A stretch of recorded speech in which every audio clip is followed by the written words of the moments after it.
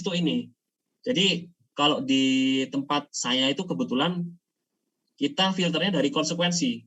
Kalau konsekuensinya nilainya 1/2 itu kita LOPA. Tapi kalau hanya 3, 4, 5 itu kita tidak lakukan LOPA. Jadi kita anggap dia safe, itu nggak perlu seal device. Tapi kalau yang 1/2 ini kemungkinan perlu seal device, seal certified device, gitu. Jadi filterisasinya itu di situ. Jadi nggak serta merta semua kita LOPA. Gitu. Atau ada juga yang tidak berdasarkan konsekuensi juga bisa. Misalkan berdasarkan nilai resikonya.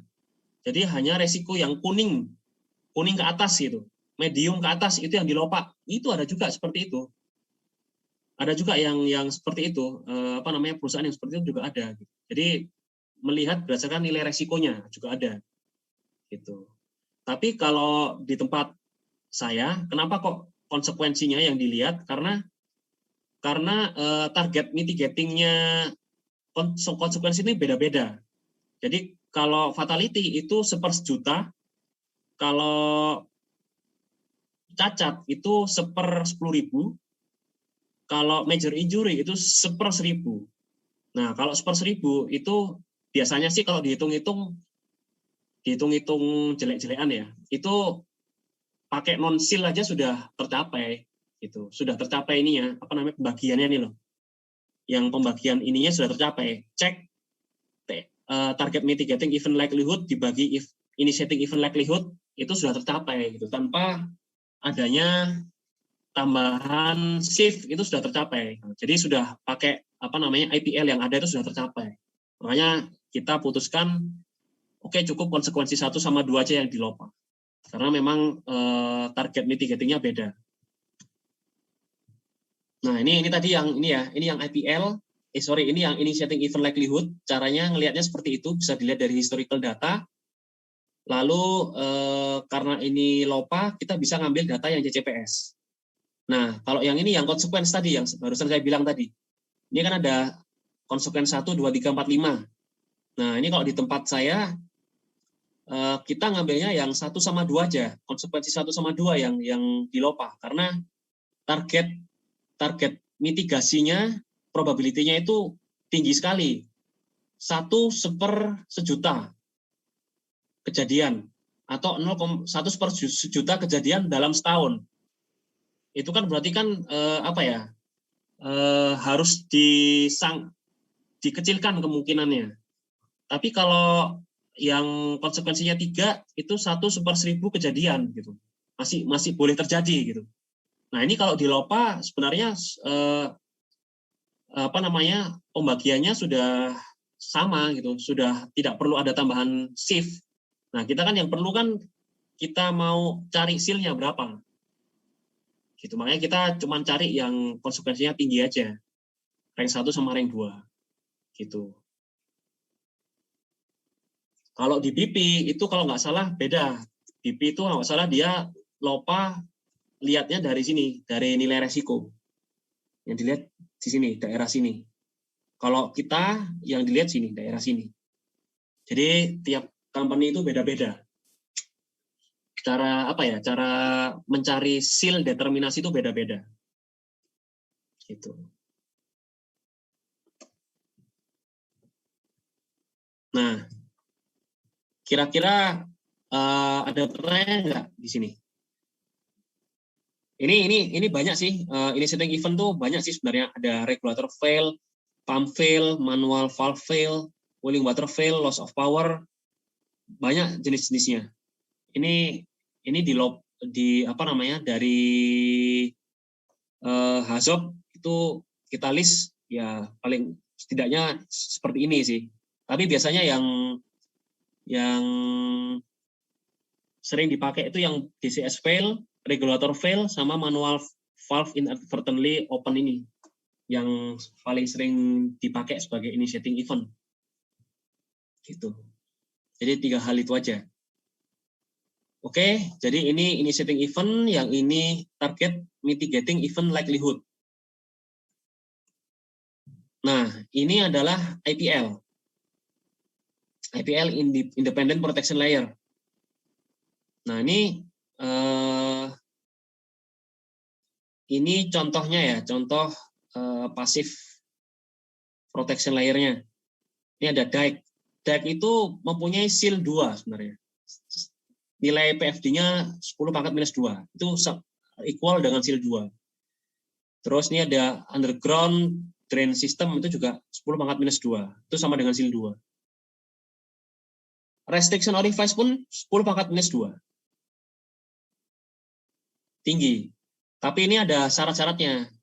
Jadi misalkan contohnya ini ya, RO itu kalau misalkan tidak pernah di-maintain, ya nggak bisa gitu. Misalkan setahun sekali nggak pernah, sama sekali nggak pernah nggak pernah dicek fisik. Kadang-kadang kan orifice juga ini ya, kena korosi, itu tuh agak berubah ini ya kondisi fisiknya. Jadi kadang-kadang dia nggak sesuai kalkulasi lagi gitu. Jadi ada syarat-syaratnya. Nah ini terus ini ada contohnya ini PSP ya, PSP seal 2 atau per 0,001. Terus ada flame arrestor yang ada di tangki itu 0,1. Nah ini ada control loop DCS independent control loop itu hanya dibatasi sampai 0,1 saja, seal 1.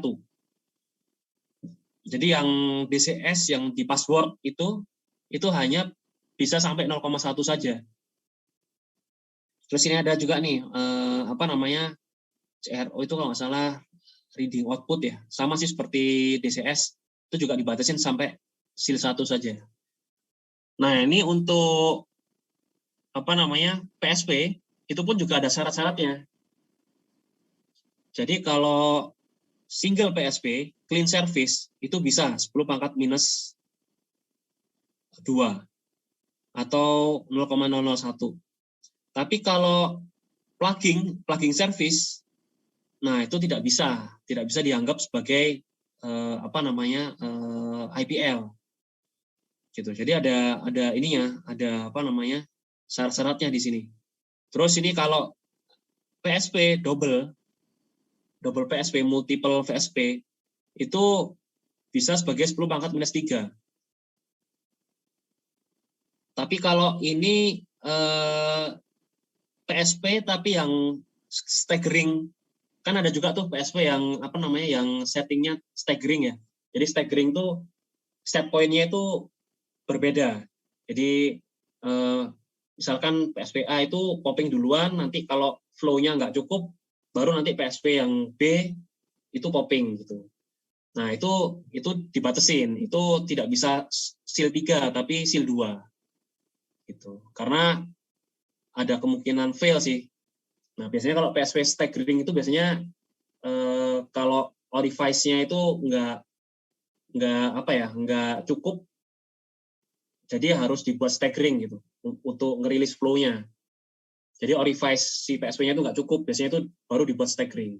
Biasanya sih kalau cukup ya ini aja set point-nya sama gitu. Nah double PSP ini biasanya ini PSP yang di critical equipment itu biasanya dikasih double PSP buat redundant. Jadi pada saat sertifikasi dia masih bisa berfungsi.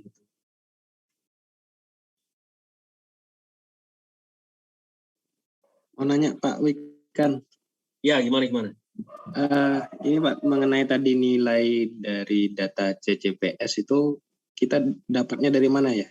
Termasuk juga yang tadi acuan nilai PFD itu tiap device IPL-nya itu kita ngambilnya dari mana? Yang mana? Yang ini? Yang ini yang CCPS ya, yang halaman ini, yang CCPS ini kita acuan tabelnya kita ngambil dari mana? Terus tadi yang contoh yang IPL tadi itu yang ini ya? Acuan PFD-nya itu kita dapatnya dari mana? Apa dari IEC itu atau? Ini dari IEC ada, di IEC 61511 ada. Terus dari buku handbooknya CCPS juga ada. Jadi CCPS tuh